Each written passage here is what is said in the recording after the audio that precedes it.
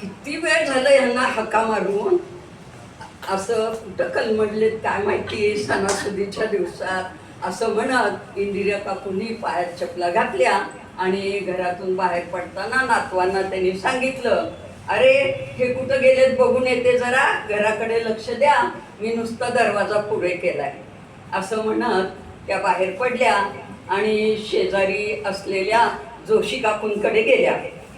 जोशी काकू पुढच्याच रूममध्ये हटकल मारून बसलेल्या होत्या. समोर त्यांचा स्टोव्ह होता आणि इंदिरा काकूंना बघितल्यावर त्या म्हणल्या, अहो काकू सकाळी सकाळी कसं काय येणं केलं, काय करू सणासुदीचं ह्यांचा घरात पत्ता नाहीये, कुठे शोधायला बाहेर पडले म्हणून.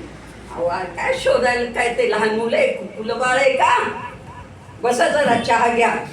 त्यांच्या पुढे स्टोव्ह होताच.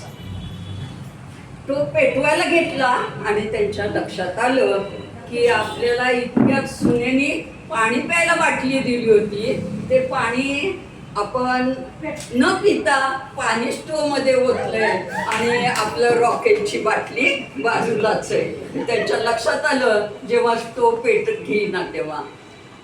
मग त्यांच्या त्या गोंधळात त्यांनी सुनेला हाक मारली, नको बाबा इथे वेळ घालवायला, म्हणून इंदिरा काकूंनी तिथनं पळ काढला आणि त्यांच्या दुसऱ्या मित्राच्या तरी घरी जाऊन त्यांना बघूया म्हणून त्या शेजारी असणाऱ्या डॉक्टर पानसरेंच्या घरी गेल्या. तिथं तर मोठाच गोंधळ चालू होता. डॉक्टरांच्या घरापुढे ॲम्ब्युलन्स उभी होती. काय झालं म्हणून त्यांनी चौकशी केली तर काय झालं होतं, तिथे डॉक्टरांकडे एक पेशंट आला होता, थंडी तापाने कुडकुडत होता आणि डॉक्टरांनी त्याला सांगितलं इथे बसा, मी आतनं जाऊन स्टेथोस्कोप घेऊन येतो असं म्हणून ते आत गेले आणि स्टेथोस्कोप घेऊन आले. पण घेऊन येऊन त्याला बोलवायचं आत विसरले, स्वतःच तपासणीच्या खोलीत गेले आणि तिथे जाऊन झोपले. झोपल्यानंतर इकडे बिचारायला चक्कर येऊन पडली, ते पडले तिथे. मग घरच्यांना ॲम्ब्युलन्स बोलवायला लागली त्याला न्यायला त्या माणसाला.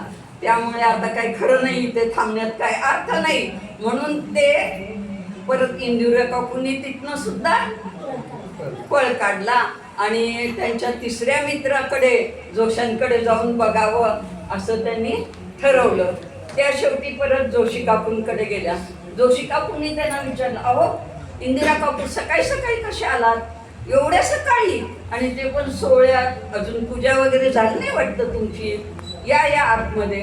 अहो काय करू, काय सांगू तुम्हाला, ह्यांचा घरात सकाळपासून पत्ता नाही, त्यांचा शोध घ्यायला मी बाहेर पडले. अहो तुमचं काय सांगताय तुम्ही, सकाळपासून पत्ता नाही, आमच्यात तर ह्यांचा कालपासून पत्ता नाहीये. कुठे गेलेत कालपासून? अहो कालपासून ना, काल जाताना म्हणले टोमॅटो घेऊन येत आणि त्या बाहेर पडलेत ते.